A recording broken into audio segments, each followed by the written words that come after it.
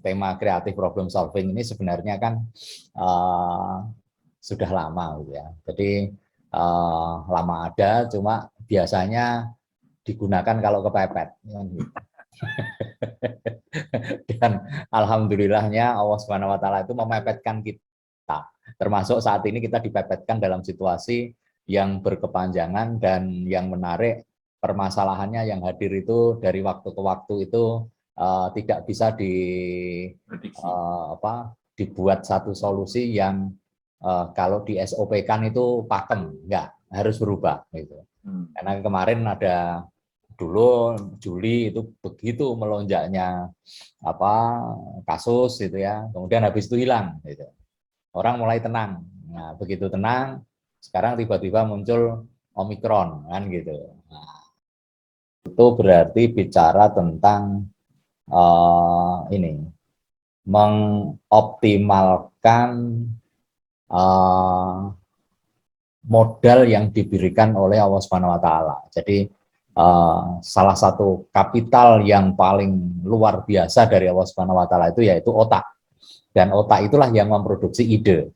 Jadi pertanyaannya bukan sulit, Mas Gos dan teman-teman, tapi pertanyaannya mau nggak kita mengoptimalkan istilahnya itu greatest capital kita. Jadi kapital besar kita yaitu memunculkan ide-ide yang bisa mengatasi masalah demi masalah. Artinya apa? Artinya sebenarnya kalau kita pakai acuan problem solving biasa gitu ya, itu kan ya dimulainya dari permasalahan sih.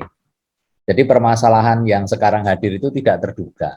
Kita kemarin terkaget-kagetnya, tiba-tiba ada orang jualan foto yang bisa laku 1,5 gitu. Nah, saya jualan foto nggak bakal laku itu 1,5, tapi teman-teman muda itu bisa melakukan proses itu. Kemudian ada juga ini pola-pola tidak terduga. Jadi bagaimana anak muda sekarang kalau mengekspresikan kritik itu menarik. Gitu. Saya amati di TikTok itu banyak hal yang menurut saya ini adalah sebuah lompatan berpikir. Gitu. Lompatan berpikir yang itu tidak pakai SOP, tetapi pakainya adalah bagaimana menyampaikan pesan, tetapi sekaligus mengkritik, tapi dengan cara yang menyenangkan, walaupun bagi penerimanya itu seharusnya sih menyakitkan, tapi itu menyenangkan. Misalnya salah satu contoh ya, kita kadang sering ini yang saya cermati baru-baru ini itu ada beberapa hal. Yang pertama misalnya tentang ini, jadi mungkin pacaran ya, kemudian terus yang perempuan pengen mendesak mau menikah gitu kan. Terus ada pembicaraan gini. Ini menarik. Kalau secara perilaku menurut saya menarik. Jadi yang anak-anak mudanya bilang, yang perempuan bilang gini, Mbok ini apa? Ayo dong menikahnya cepat gitu. Terus yang cowok mengatakan, ya sudah, bagaimana kalau subuh aja, besok subuh kita nikah gitu. Terus yang perempuan mengatakan, kok cepet banget, jangan cepet-cepet, kalau Sabtu gimana? Terus katanya, Sabtu jangan, Sabtu aku ada acara apa, bagaimana kalau Minggu, kata ceweknya itu cowoknya bilang, jangan, Minggu ada Doraemon gitu. Jadi kayak ini semacam TikTok kecil tapi menarik gitu ya. Kalau saya lihat perubahan menyampaikan pesan itu di TikTok ini luar biasa. Gitu. Jadi karena ada beberapa permasalahan yang tidak terduga. Jadi permasalahannya itu hadir yang kadang-kadang kemudian anak muda itu mungkin ini satu ekspresi ketika mungkin dia ditanya setiap ketemu kapan nikahnya, kemudian muncullah TikTok seperti itu menjawab solusi supaya sesuatu itu dibuat ini sederhana. Terus ada juga diskusi tentang antara pengajar dengan murid gitu ya. Pengajar kan sering teman-teman dengan era online ini kesulitan gitu. Kesulitannya karena kadang-kadang para guru atau mungkin dosen ya seperti saya misalnya kemudian membuat pertanyaannya itu tidak kira-kira gitu. Kemudian mereka buat TikTok gitu. Kata dia gini, siapkan alat tulis, kerjakan. Ini hanya satu soal. Gitu. Sebutkan dan jelaskan serta berikan minimal 5 contoh, kayak gitu. Jadinya kan nggak satu soal, itu banyak soal yang kadang nggak dipikirkan orang. Kemudian mereka membuat solusi kritik terhadap pada kita. Misalnya kayak gitu. Jadi permasalahan yang hadir itu memang betul-betul luar biasa sekarang. Nah, kalau permasalahannya itu tidak rutin gitu, itu tentu saja kita tidak bisa mendekati dengan problem solving secara biasa. Gitu. Yang kedua, problemnya adalah gampang berubah. Jadi banyak perubahan permasalahan yang sekarang itu mau tidak mau kita harus melakukan sebuah proses antisipasi. Contoh kasus gini, ketika kita sudah mulai PTM nih, kalau di dalam bisnis itu ya gitu. Dalam bisnis kita pakai dalam bisnis dulu aja lah. Kalau di perguruan tinggi kan mungkin kita bisa ya sebenarnya tidak bisa hanya didekati dari sisi umum. Di dalam bisnis kadang kita sudah menyiapkan nih segalanya. Ya, saya ingat dari beberapa teman saya itu sudah menyiapkan dia mau melakukan pembukaan bisnis gitu. Nah, dia sudah siapkan, restorannya ada disiapin, tempatnya sudah disiapin gitu ya, sudah dibangun, tinggal interior desain gitu. Tiba-tiba datanglah COVID yang tidak boleh kita berada di dine-in. Nah, kalau kemudian kita pakai pendekatan penyelesaian yang umum, ya sudah kita tutup saja. Kita nggak melakukan apa-apa. Dan itu artinya apa? Artinya kerugian karena investasi yang sudah dilakukan itu kemudian tidak bisa, jangankan mengembalikan, menggerakkan ini tidak bisa. Nah, pada orang-orang yang bersolusi kreatif tentunya tidak bisa berpikir kemudian berhenti kan gitu. Dia harus berusaha caranya gimana bisa mengoptimalkan diri tetap dalam kondisi ini kemudian diantisipasi gitu. Ini kejadian di Jogja itu. Saya dulu udah pernah cerita kepada Mas Gus waktu saya siapa. Gitu. Dan ini banyak hal yang saya perhatikan. Yang saya belum cerita pada Mas Gus, apa yang terjadi setelah dia menggunakan menggunakan cara berpikir kreatif. Gitu ya. Nah dia waktu itu akhirnya kan bisnis frozen itu Mas Gus. Dan dengan kekuatan Jogjanya. Nah kekuatan Jogjanya itu dia cuma dengan post di Instagram, di di YouTube dan sebagainya itu dia push betul, gitu ya. Dia hanya menjual satu proses yang disebut adalah makanan yang mengangenkan di Jogja. Jadi dia membuat makanan-makanan yang membuat orang itu kangen. Karena 2 tahun nggak ke Jogja, paling tidak kalau hadir makanan Jogja itu kangennya itu akan hilang, gitu. Nah, itu dia buat misalnya ada satu yang dia buat yang ikon dia itu adalah gudeg manggar gitu. Nah, gudeg manggar. Nah, karena kenapa dia pilih manggar? Karena gudeg manggar itu adanya itu makanan khas Keraton Jogja dan itu spesifik gitu. Kalau dia mau main di gudeg nangka, dia kalah dengan Yujum. Sorry, saya nyebut merek ya. Dia kalah dengan Bu Ahmad dan sebagainya. Tapi dia baru karena dia sudah niat gitu kan. Nah, yang menarik Mas Kos, 2 tahun gitu, omset dia itu 500 juta, Mas. Di frozen kan gitu. Jadi ternyata dia itu membuat frozen. Jadi rumahnya itu isinya cuma freezer. Sama ini. Nah, itu ada sekitar 20 freezer di rumah itu. Nah, itu di ini. Dan yang menarik lagi, dia tidak sekedar dapat 500 juta. Dia bisa menggerakkan satu desa, karena ini tempatnya di desa. Itu menjadi entitas bisnis. Yang masyarakat di sana yang bisanya masak diajak masak gitu. Yang bisanya suplai manggar ditarik manggar. Yang kemudian jadi yang anak-anak muda yang bisanya jadi kurir gitu ya. Nah, dia pakai kurir, untuk di Jogja pakai kurir gitu. Tapi untuk di luar Jogja dia pakai salah satu jasa kurir yang satu-satunya bisa frozen gitu. Jadi itu yang dia lakukan. terus gitu. Nah, kalau ada acara gitu ya di kantor-kantor karena nggak bisa makan bareng gitu, dia pakai kemasan besek dan itu luar biasa. Perusahaannya baru 2 tahun, tapi omsetnya sudah 500 juta. Gitu yang menarik. Perusahaan kecil dari rumahan gitu ya. Nah, dikelola oleh seorang lulusan teknik kimia. Jadi bukan ekonomi, tapi teknik kimia yang berpikir tentang proses ini. Jadi ketika berubah dan dia merasa bahwa dia kemudian apakah berhenti? Enggak, karena dia lihat perkembangannya, kemudian pesaingnya bisa meniru juga dengan konsep frozen. Nah, gitu. Kalau dia harus berpikir terus. Jadi mungkin sudah kita buat SOP, tetapi dia bisa mengembangkan proses itu. Jadi karena memang berubah. Kemudian non rutin. Jadi karena prosesnya itu non rutin, maka kita tidak bisa mendekati sebuah pemecahan masalah yang seperti jalur rasional. Jadi dia harus mengembangkan sebuah konsep, nanti di taksonomi belum itu akan ada pergerakan. Oke, itu dari sisi permasalahan. Nah, ini yang normal nih. Kalau yang normal kan dia menetapkan tim pemecahan masalahnya gitu ya. Dia ketemu kemudian menginventarisasi masalah gitu. Setelah itu mengevaluasi masalah, kemudian mendefinisikan masalah yang sesungguhnya, kemudian baru Pareto. Nah, di mana letak kreativitas yang dia lakukan?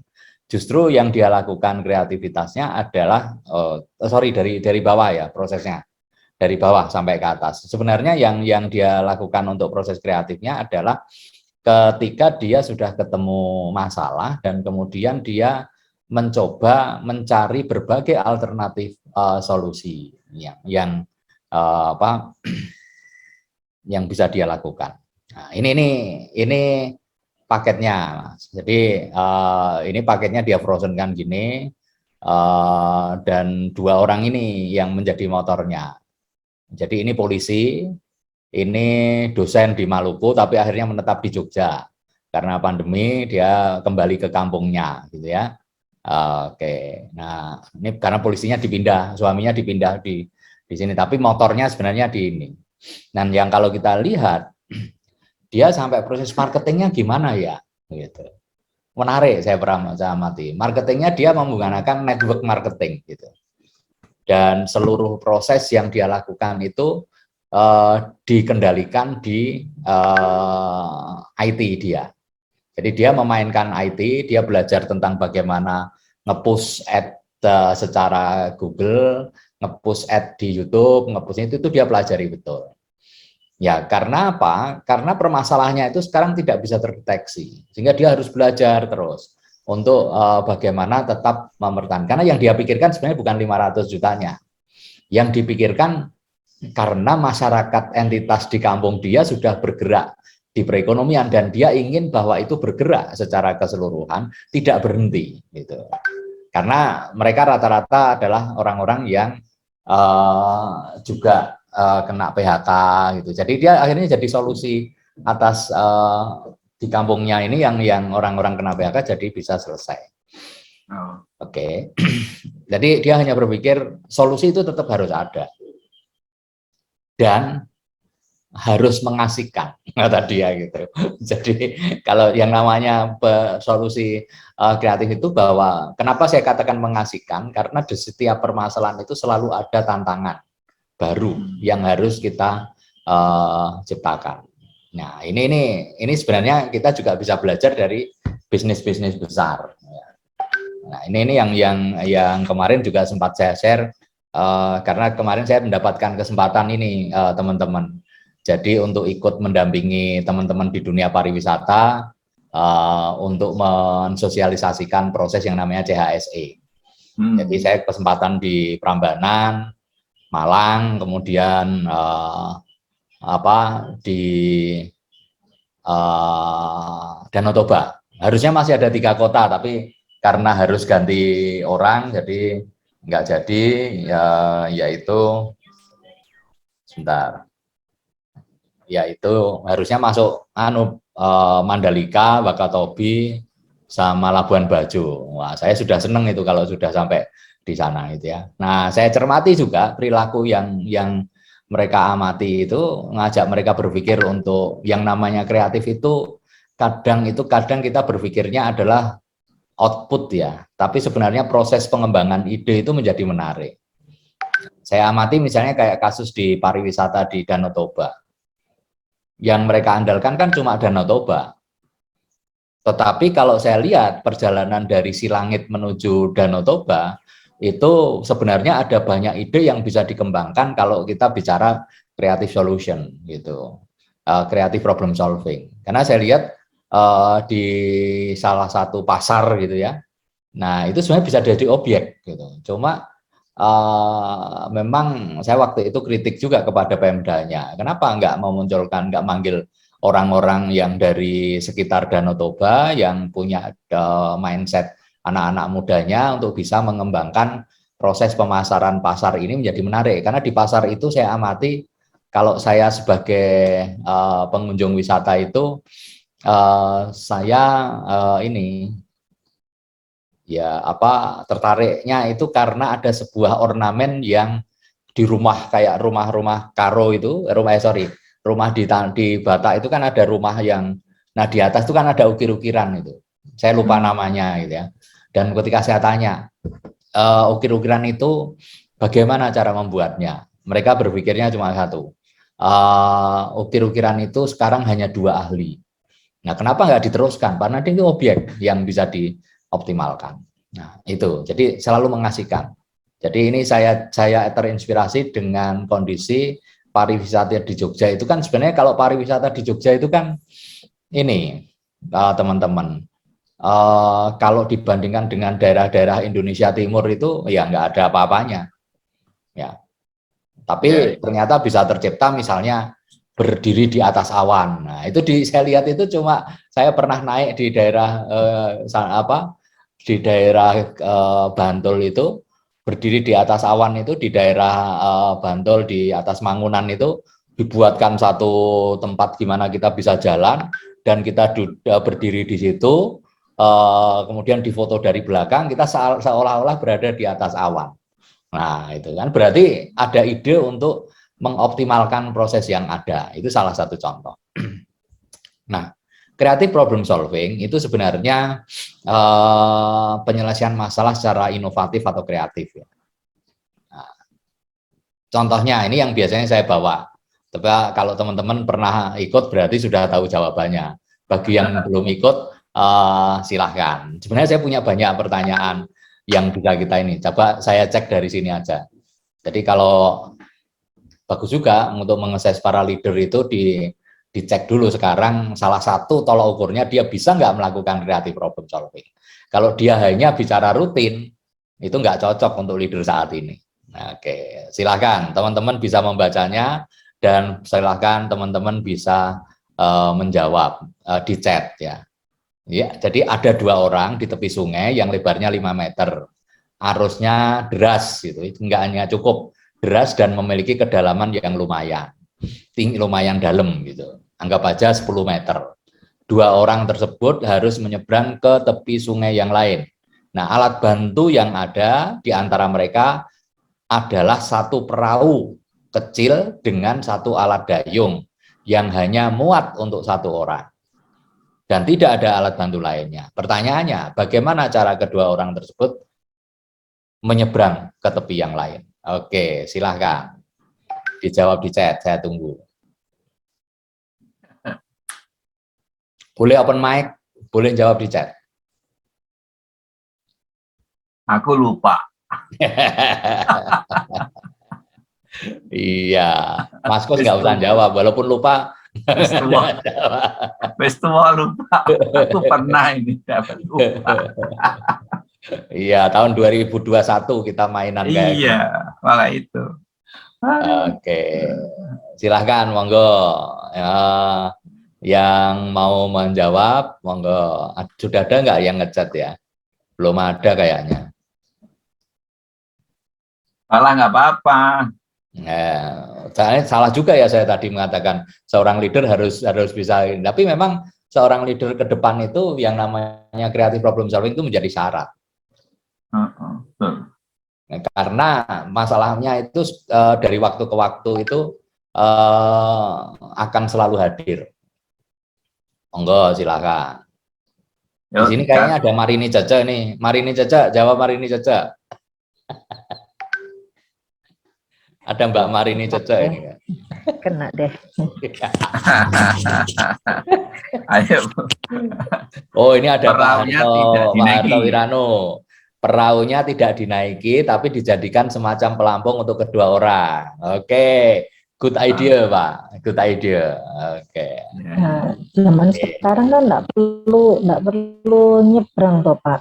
Pakai Apa? drone bisa ini. Oh, pakai drone. Wong yang disuruh orangnya yang Perlu nyebrang kok inovasi, pakai katanya drone. itu Tapi nggak apa-apa. inovasi. Jawabannya drone gitu. Kecuali mungkin pakai drone. Wong nggak ada alat lain. Gitu.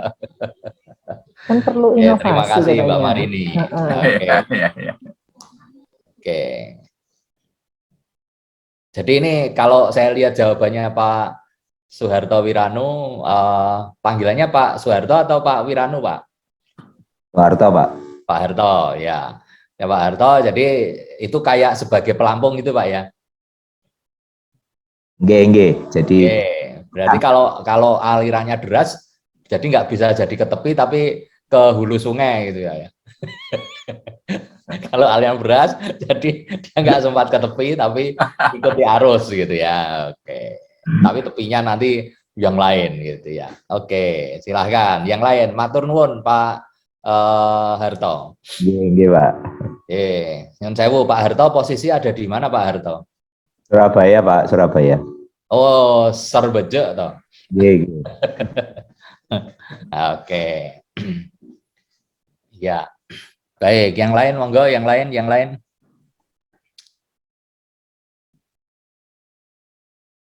Oke. Kalau saya jawab begini, Pak Harto gimana? Kalau saya jawab begini, Pak Harto. Ya nyebrang saja. Pak Said, perahu dan dayung dibuat jembatan. Oke. Jadi dipreteli, Pak ya. Pak Said. Oh, dipreteli. Oke. Wah, perahunya gede banget iki. Naik perahunya gede banget jadi bisa itu ya. Oke. Baik, matur nuwun. Pak Sahid posisi ada di mana Pak Sahid? Supaya aku dengar suaranya ini Pak Sahid. Posisi di Pati, Jawa Tengah, Pak. Wah, Pati toh. Ya. Wah, tetangga Pak. Saya aslinya Lasem Pak. Alhamdulillah. Salam kopi itu. Anjay, kalau Pati itu saya dulu kenalnya Pati itu Bos Edi ya toh.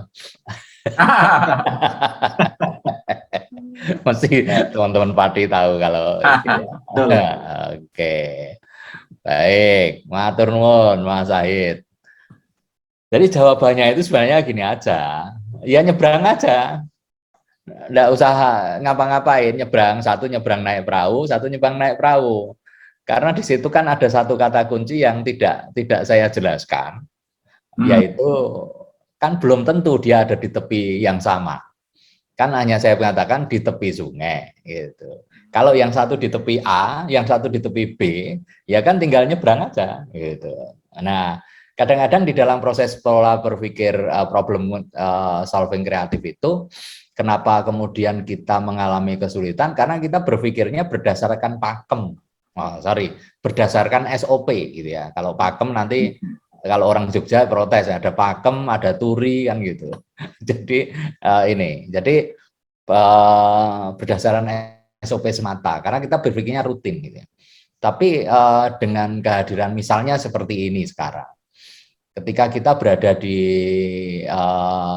sebuah perjalanan kemudian saya ingat itu ada teman-teman saya suatu saat sudah merencanakan mau ke Morotai kalau nggak salah, iya Morotai di Maluku. Nah dia ada di Ternate, tiba-tiba sudah naik pesawat, kemudian ada pengumuman pesawatnya nggak bisa terbang karena situasi cuacanya nggak bagus gitu ya. Kemudian mereka turun. Nah, bagi orang-orang yang punya pola pikir kreatif problem solving, mereka menikmati proses itu, gitu, mencari cara, gimana caranya supaya kita tetap sampai Morotai, kan gitu, tanpa harus naik pesawat dan itu tidak ada rasa menyesal karena justru dia merasa bahwa selalu kok ada jalan lain yang kita bisa nikmati. Gitu. Jadi untuk menikmatinya ya kemudian jalannya harus lama memang, tetapi yang dilihat sebagai objek wisata itu jadi lebih luas. Nah, makanya kalau untuk melatih creative problem solving itu saya biasanya melakukan kalau dengan istri saya itu adalah menjadi traveler gitu. Jadi saya memposisikan sebagai traveler bukan turis. Nah, bedanya traveler sama turis itu begini. Kalau turis itu itinerary-nya itu sudah tersusun rapi. Tapi kalau traveler, itinerary-nya itu kadang-kadang bisa berubah dan bahkan nggak pakai itinerary. Karena apa? Karena situasi bisa aja berubah dan itu menjadi sebuah proses yang harus dinikmati. Oke, itu contoh. Nah, saya melihat creative problem solving yang saya cermati menarik ini. Jadi waktu saya belajar dari pengalaman anak saya waktu mengasuh cucu saya gitu ya. Dia di rumah gara-gara COVID gitu. Kemudian dia harus mendidik anaknya karena anaknya tidak bisa dipautkan, tidak bisa ditaruh di ruang bermain gitu ya. Sementara di satu sisi dia harus menunggu keputusan visa boleh terbang, visa boleh masuk di Jepang karena suaminya ada di sana gitu. Nah, yang saya amati itu menarik. Jadi dia lulusan Smart City gitu, tapi saya perhatikan cara dia mengasuh anaknya itu melebihi cara kami waktu itu ya. Nah, dia itu membuat sebuah mainan. Mainannya sederhana. Jadi karena di rumah itu sering ada map-map kosong gitu, kemudian dia buat map itu kayak permainan seperti ini gitu. Ya nanti dia lihat ekspresi matanya itu. Saya kadang-kadang kaget tuh, dia dapat ide dari mana ya? Dia membuat seperti ini, kemudian ekspresi matanya ini ditarik dari dari kertas kecil ini. Jadi anaknya diberitahu kalau marah itu seperti apa, kalau senyum seperti apa gitu. Itu diajari ini. Dan di rumah saya waktu itu saya lihat tempelan-tempelan mainan yang dibuat dari kertas oleh dia, yang itu kemudian saya tanya, ini ngasah apa? Kemudian dia mengatakan, ini ngasah kognitifnya, ini ngasah perasaannya, ini. Padahal dia bukan lulusan psikologi gitu ya. Dan kemudian dia bisa membuat solusi membaca di sebuah proses itu. Jadi inilah bahwa apapun yang terjadi, apapun yang hadir di hadapan kita, itu kalau kita itu menjadi seorang yang kreatif di dalam melakukan penyelesaian itu kayak nggak mati gaya gitu. Itu. Ini contoh kecil ya yang saya cermati dari apa yang dilakukan di sekitar saya aja. Belum lagi saya melihat beberapa pengusaha yang ya kadang-kadang itu kita mati gaya itu gara-gara komentar orang gitu. Kalau bagi mereka itu enggak, mereka tetap harus hidup masalahnya gitu. Jadi kalau kita bicara kreatif dengan problem solving, yaitu satu, jangan pernah mencari hanya satu jawaban yang benar. Gitu. Makanya kadang-kadang kan kita kalau jadi anak buah itu kalau zaman dulu itu kita sudah kaji sebuah proposal, kemudian kita hadirkan pada proposal itu pada leader kita gitu ya. Tapi leader kita kalau kita kasih cuma satu, itu kalau dia tidak berkenan kan isinya yes dan no. Maka bagi orang-orang kreatif itu dia tidak hanya menyajikan satu, ada dua atau tiga. Sehingga dia selain menunjukkan bahwa dia itu punya variasi di dalam proses usulan, tetapi dia juga punya rasa aman untuk bahwa memberi kesempatan leader itu hanya mikir A, B, atau C. Dan tidak ada pilihan lain gitu. Tapi kalau A dan 0 maka ada pilihan 0 gitu. Nah ini yang jangan pernah mencari hanya satu jawaban yang benar. Gitu. Itu satu. Yang kedua, jangan fokus menjadi terlalu logis. Jadi berpikir kadang di luar logis. Contoh ya Bapak dan Ibu, saya surprise itu. Di sekitar Magelang itu kan pernah ada sebuah konsep namanya Swarga Bumi, gitu ya. Swarga Bumi itu tempat rekreasi yang dibuat oleh seorang pengusaha dengan memadukan antara pertanian dan wisata. Nah, kalau di dalam konsep pertanian itu sebenarnya kan kalau kita misalnya menanam padi itu kan nggak boleh banyak orang datang ke sekitar di situ karena itu akan mengganggu pertumbuhan kan gitu. Makanya kadang kalau zaman dulu itu kan kalau ada tanaman padi itu terus ada orang-orangan untuk mengusir burung karena ada itu hama burung ya. Belum lagi kalau manusia masuk di pematang dan sebagainya bisa saja itu akan rusak gitu ya. Tapi ternyata dia punya konsep yang menarik. Teman-teman pernah mendengar Swarga Bumi loh ya di Magelang. Itu dia buat konsep, dia sewa lahan pertanian, yaitu lahan sawah dan sebagainya, tapi mereka dibebaskan untuk tetap merawat tanamannya. Dia hanya membuat satu peta kecil atau satu tempat-tempat kecil yang itu instagramable misalnya gitu. Tapi sewanya lumayan waktu itu. Sewanya disewa sawah itu. Kalau yang lain kan sewa dan kemudian kita kuasai semua, Pak. Kalau kita menyewa itu kan kemudian kita yang mengelola semua. Begitu kan? Nah, dia punya konsep enggak? Dia punya konsep menyewa, tapi petani boleh nanam di situ. Dan hasil dari pertanian itu silahkan dinikmati petani. Gitu. Jadi dia hanya sebenarnya menyewa dan luas, tetapi dia sebenarnya yang dia gunakan hanya spot-spot kecil di mana kita bisa foto dengan berbagai hal. Nah, itu nanti bisa dicek itu di Swarga Bumi seperti apa. Nah, kemudian ketika ditanya kenapa kamu bebasin ini, ya kalau saya yang mengelola, kata dia. Saya kan harus membayar petani buruh, menyediakan bibit.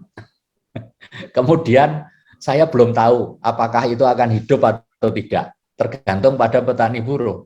Tapi kalau dia yang memiliki dan dia sudah biasa mengerjakan, dan selama bertahun-tahun dia bisa menjaga padinya dengan bagus, tanamannya dengan bagus, saya nggak perlu membayar mereka.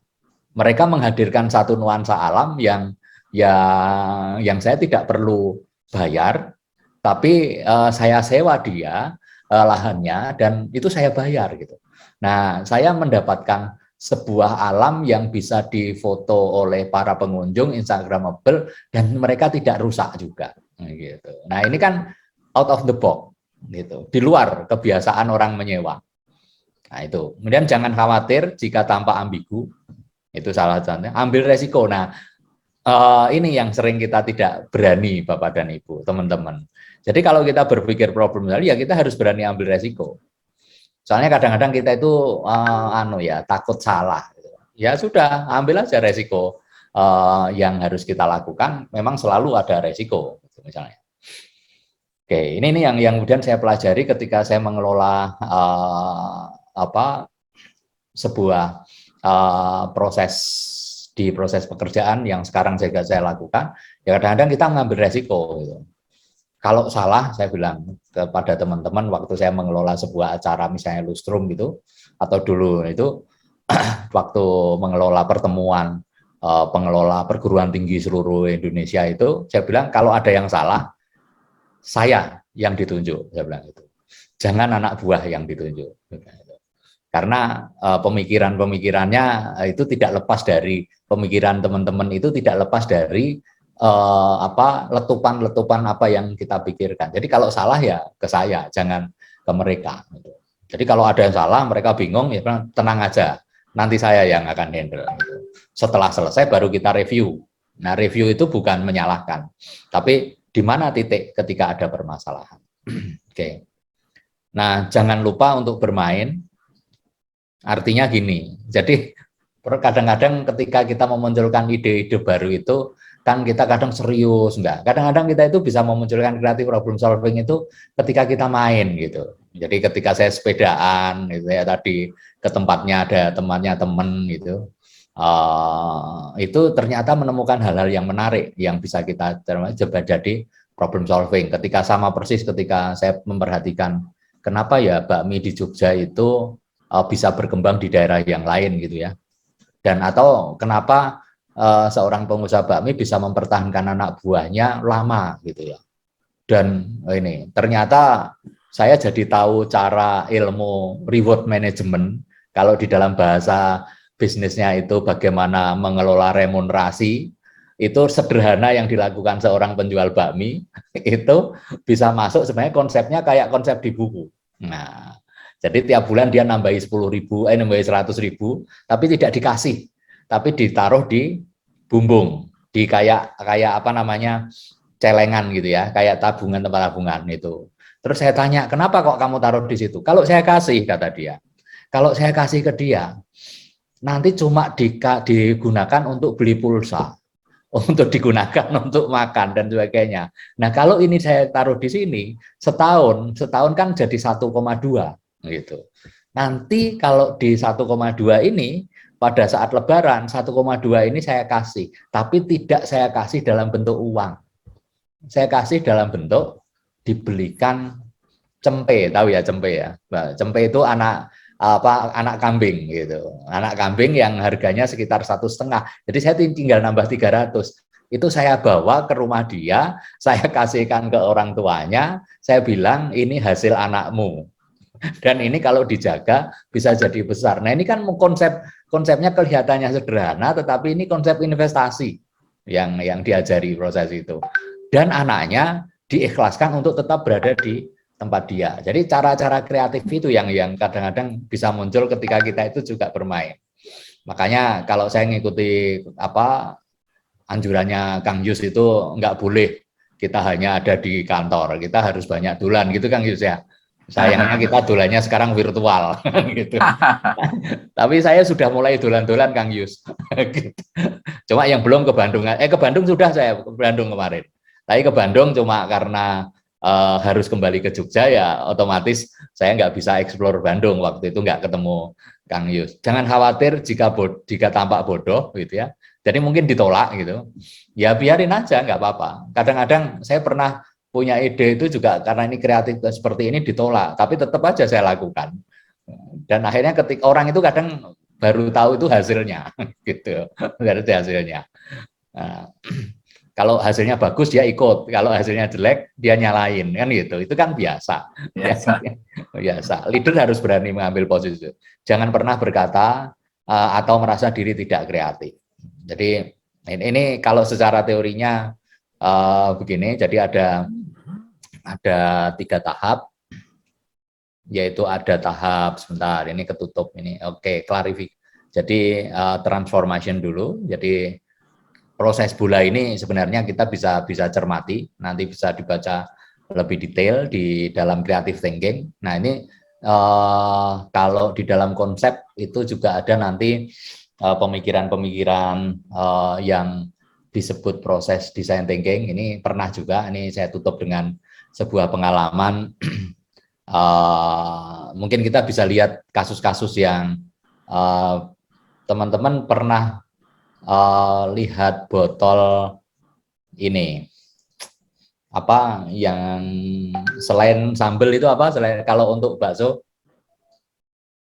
saus.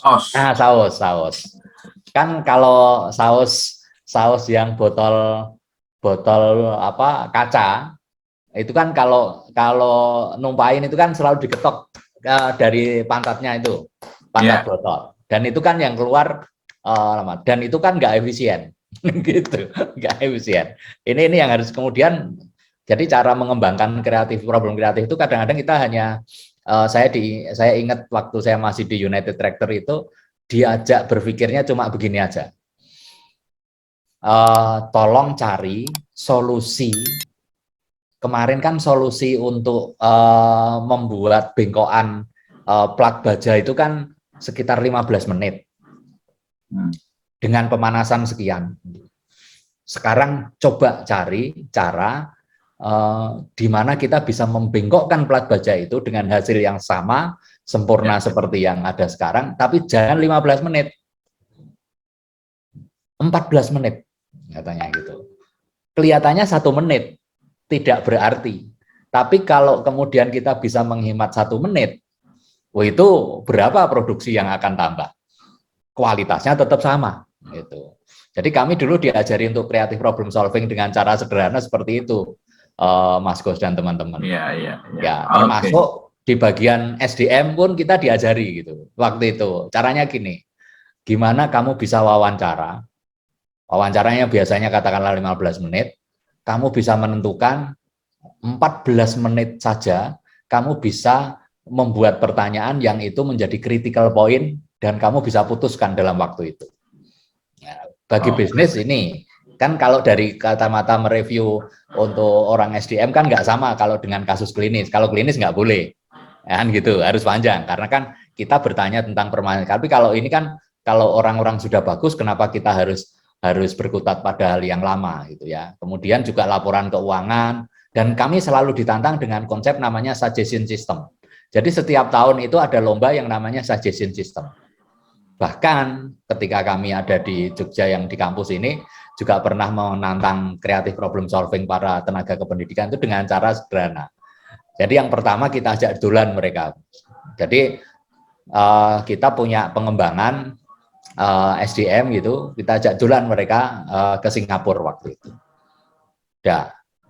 Ya kita keluar biaya untuk ke Singapura, tapi kemudian kita katakan, kamu di Singapura silahkan main, tapi sambil mengamati, sambil mencermati apapun yang menarik menurut kamu. Terus baca catatan Pak, enggak usah, bawa kamera saja, foto dan sebagainya terserah. Nah setelah pulang, apa yang Anda amati, silahkan implementasikan pada permasalahan yang ada. Misalnya nih, kamar mandi ini nggak bersih. Gimana caranya kalau setelah kamu lihat ini? Dan itu ternyata membuat yang saya merasa surprise, teman-teman di tenaga kependidikan yang biasanya itu tidak suka berpikir, hanya suka menjalankan tugas saja, itu bisa mengajukan usulan yang menarik. Gitu. Cuma kemudian PR-nya bagi kami adalah bahwa dari sekian usulan mesti harus ada implementasi. Karena kalau tidak diimplementasi, juga sama bohong. Jadi mereka akan bilang, wah usulannya cuma sampai tahap di meja, bukan tahap implementasi. Nah, ketika satu usulan kita bawa, kita diskusikan dengan mereka, kemudian kita lihat di proses pendanaannya, problematikanya apa, mereka kemudian ditantang lagi, gimana caranya ketika ini ada dananya sekian, usulanmu seperti ini, gimana caranya bisa menyelesaikan itu. Kalau di kelas juga saya kadang-kadang, saya ngajar kelas kreativitas dan inovasi, itu sederhananya saya cuma kadang bawa uang 100.000. Terus saya bilang, ini ada uang 100.000, dinding di kelas itu kan kosong. Gimana caranya dinding di kelas itu menjadi menarik, konsepnya seperti apa, buat proposal, tapi hanya boleh dengan uang 100.000. Nah, itu ternyata memaksa itu problem solvingnya. Jadi kalau bahasa umumnya oleh teman siapa dulu, si Rene Pak ya, yang dia bilang the power of kepepet. Nah, makanya harus kita pepetkan, dan Allah Subhanahu Wa Taala sudah memepetkan kita semua dewasa ini. Oke, saya prosesnya seperti ini. Nah, saya tutup dengan ini. Oke. Terima kasih.